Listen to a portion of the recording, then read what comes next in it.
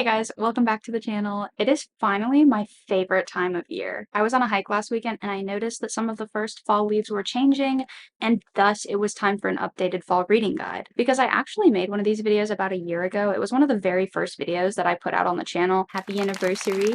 But I have learned a lot in the past year of booktubing and content creating, and I feel like I could just give you a much better list these days, so that's what I'm gonna do.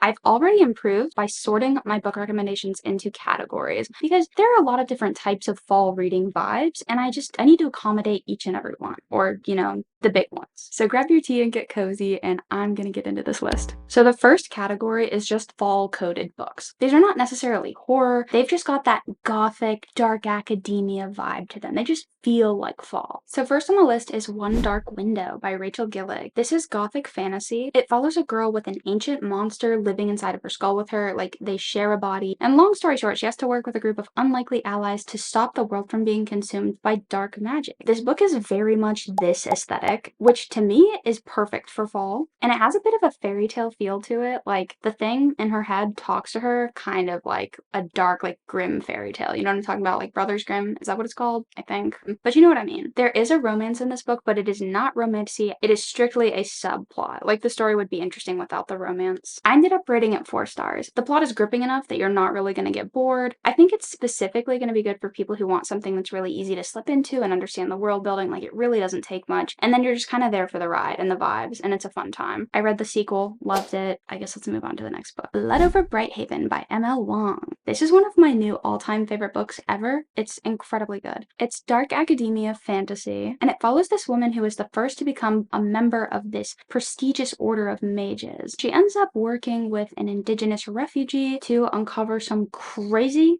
conspiracy.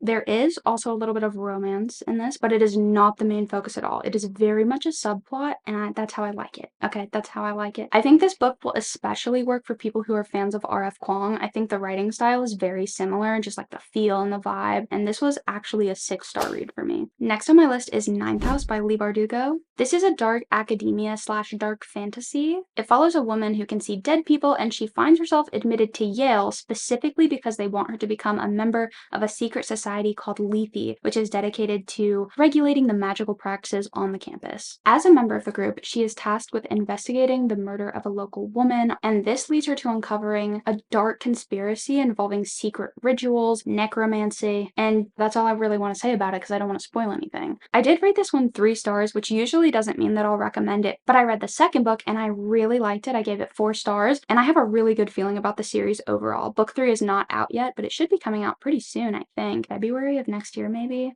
I could be off on that, but I'm really excited about it. It's really solid, and the vibes are immaculate for fall. Like, come on. Yale campus, secret societies. Don't even look at me like you don't understand. You understand. Next on the list is Legendborn by Tracy Deonn. This is another dark academia fantasy. This story follows Bree, who enrolls in a residency at UNC Chapel Hill. But on her first night on campus, she witnesses some crazy stuff, maybe involving demons, definitely involving demons, and somebody tries to wipe her memory of the event, but they fail because for some reason she has a resistance to the memory wipe, and actually this uncovers another memory, and she ends up linking this person and the secret society that they're a part of to the death of her mother. She decides to join said secret society, and ooh, the plot just goes from there. It's such a good time. I give it 4 stars. It just really gives fall for me. I think if you're looking specifically for dark academia and you want to pick between this one or Ninth House, I'd probably go Ninth House because it's more dark, but this feels autumnal. All right, let's move on to the next category, and that is books with romance in them. Yeah, I know you were waiting for this one. This one is going to be highly anticipated. So number 1, can you just try to predict it really quick? I think you can do it.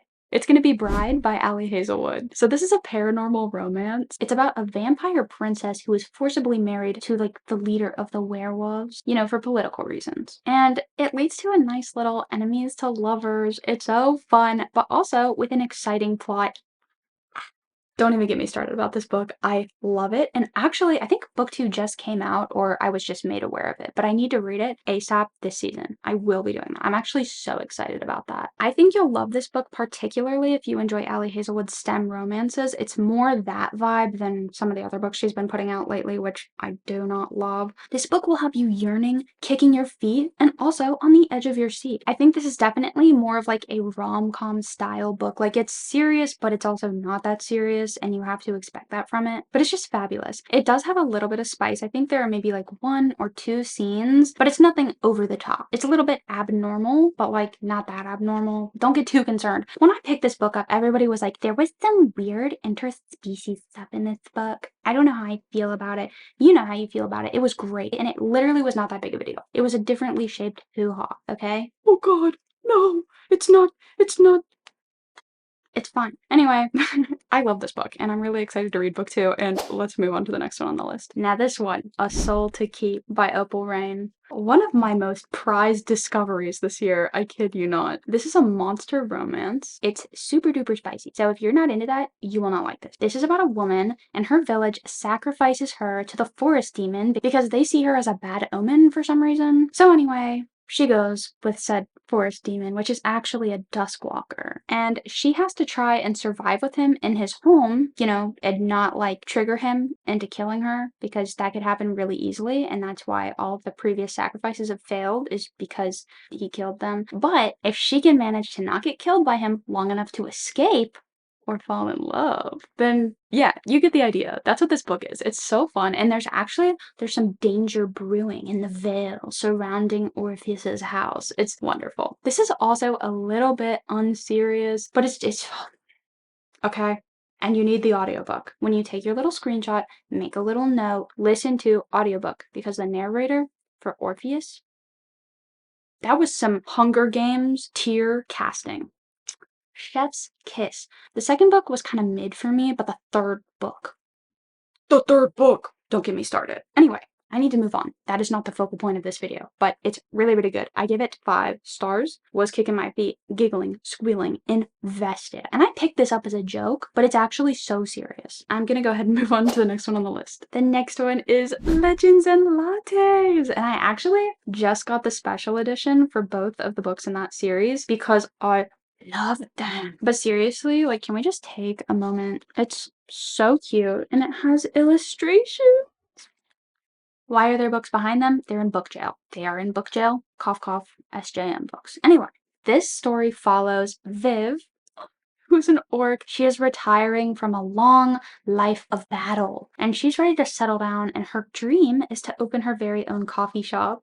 It's so cozy. Now, this book is mostly vibes. Like, you're literally here to be cozy and comfortable and happy in the fantasy setting. That's it. You're here to make friends, fall in love. There is like a little bit of a plot outside of that because, you know, you have to have a little conflict. But like, do not pick this up because you want to be on the edge of your seat. You will not be on the edge of your seat. It's just adorable and cutesy. I did rate this book 5 stars. It's a 5-star series for me. And specifically, if you want like a queer romance, that's in this book. So do with that what you will. And I'll move on to the next one. Now we're gonna get into the books that will have you on the edge of your seat, biting your fingernails, quaking in anticipation. The first one that I'm gonna bring up is one of my favorite books of all time. I will always recommend this during the fall. If you've been here for a while, you might know what it is. Odd Thomas by Dean Koontz. This is a paranormal thriller. It follows a man named Odd, and he is very odd, and he sees dead people, and one day, when he happens to stumble across a body, he realizes that some bad things are about to happen in his town. This leads to a race against the clock to prevent a literal massacre. It's incredible. This is some of the most unique writing I've ever read. It's quirky and fun, but also grim and mysterious and exhilarating. I rated this book 6 stars. I've read it twice, and it also has a really adorable romance that is very much subplot. Like, you're not even having them fall in love, they're already in love. They're already together, it's just cute, and it's like in the background. The next one I'll recommend is Mexican Gothic by Silvia Moreno-Garcia. This is actually the book that, like, when I thought I'm gonna make a list for a fall reading guide, this was the first book that came to my mind. Like, this is perhaps the most fall-coded book on this entire list. I fear that this will also be one that is always on my fall reading guide because it's incredible. This novel is Gothic horror. It follows a Victorian woman who is concerned for her cousin because in her most recent letters, she seems unwell. So she travels to this Victorian spooky mansion in the woods to visit her cousin where she lives with her husband and his creepy, freaky family. And she starts to uncover what's actually going on there. And it's wild. It's unsettling. It's dark. It's spooky. It's ominous. It's wonderful. I rated it 5 stars, and it very much has this aesthetic, if that's what you're looking for. Moving on to the next one. My tea's getting cold. I always get too focused and then I forget to drink it. By the way, I thrifted this for $4.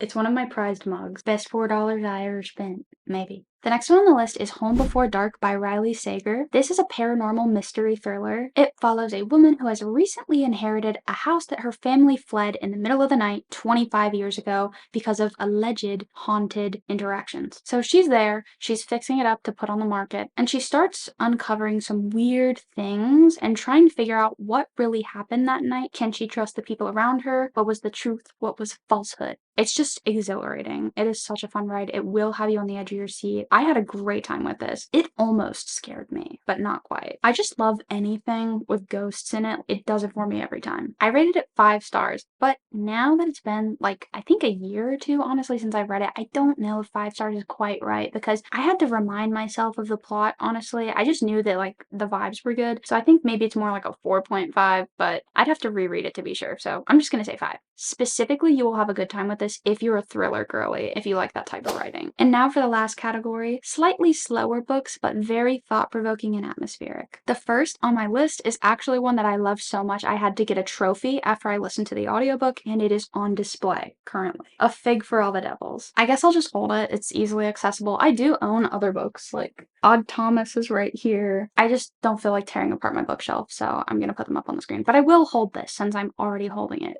A Fig for All the Devils by C.S. Fritz. This is philosophical horror. It's following a little boy, 13 years old. His name is Sonny, and his dad has just left the world by self-termination. So he ends up moving across the country to reset his life with his mother, who low-key blames him for every failure and missed opportunity that she ever experienced in her life. Yeah, this book is pretty heavy. They reset their life. They moved to, I think it was Washington. I know it was somewhere in like the Pacific Northwest. But one day he's out picking mushrooms in the woods when he runs into literal death. And Death is like, hey, you want to become my successor? And he's like, you know what, my life kind of sucks. Yeah, I do want to become your successor. And that begins a really horrifying initiation process, scarring even. This book explores abusive relationships, the complicated nature of love, finding who you are as an adult, and just so much. Like, there's so much to think about in this book. Very spooky and unsettling at times, but it also manages to be kind of funny, which I love. Actually, like a month or two ago, I was slandering Grady Hendrix because he tried to be funny and also horrifying at the same time and just failed royally, in my opinion. And I was online talking like, you can't combine horror and comedy. It doesn't work. C.S. Fritz has done it. And he did it well.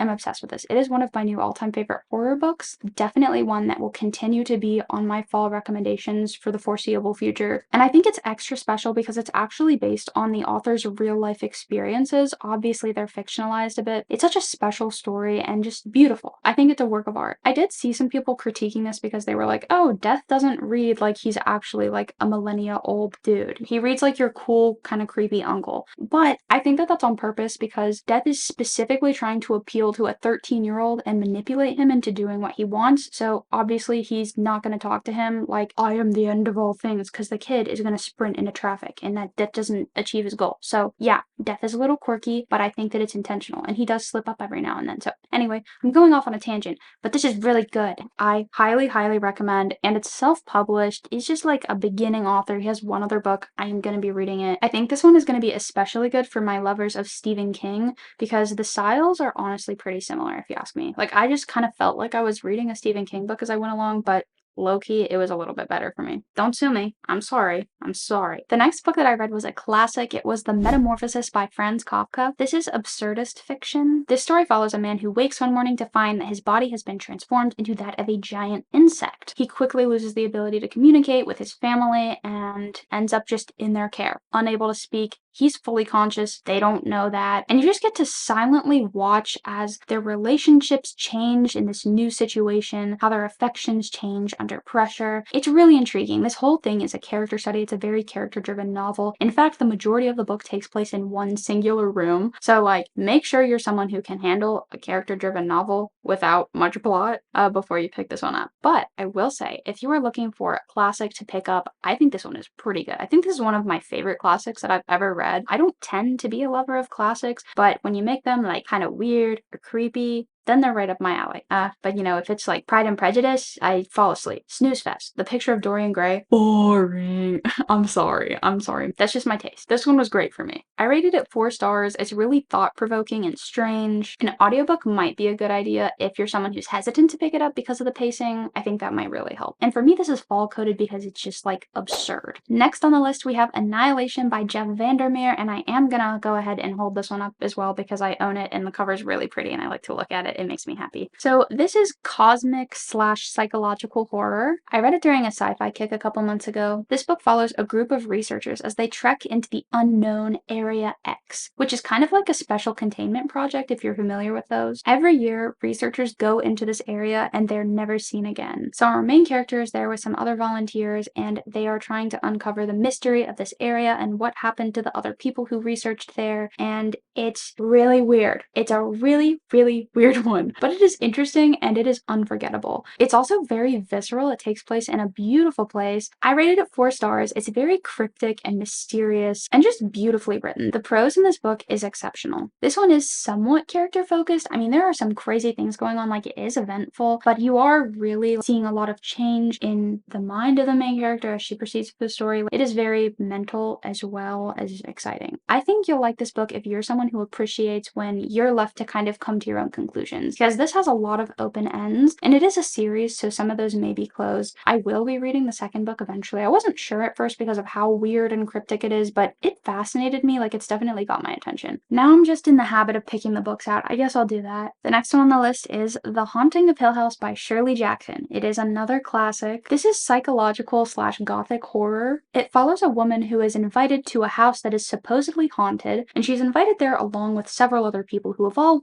witnessed very strange things in their life. They've been handpicked and brought there by a paranormal researcher. He's very scholarly about it though. He's not like a ghostbuster. And he thinks that they're the people who are like most likely to experience a spooky thing in a spooky house. This is the only horror book that has ever given me genuine feelings of fear. I know. That's why it's my all-time favorite horror book. I love it. It will always be on my fall reading guide. I am obsessed. But yeah, once they're in the house, weird things start to happen. And if this book were a graph, it would be one of those ones. I can't remember if it's like a logarithmic graph. I can't remember, okay?